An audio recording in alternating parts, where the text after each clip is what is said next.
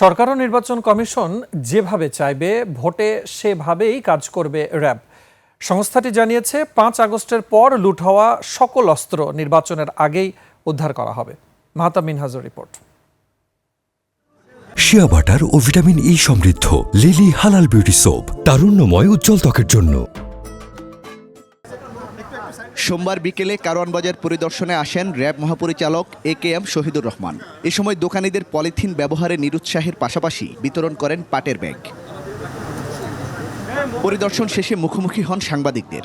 জানান, আইন শৃঙ্খলা পরিস্থিতি নিয়ন্ত্রণে রাখতে সর্বাত্মক কাজ করে যাচ্ছে সংস্থাটি। আমি মনে করি যে দিন দিন পরিবেশ ভালো হবে এবং একটি সুষ্ঠু নির্বাচন করার জন্য যে পরিবেশ দরকার, যে পরিস্থিতি দরকার, আইন শৃঙ্খলা পরিস্থিতি যতটুকু নিয়ন্ত্রণে রাখা দরকার, আমরা ইনশাআল্লাহ সেটি করতে সক্ষম হব।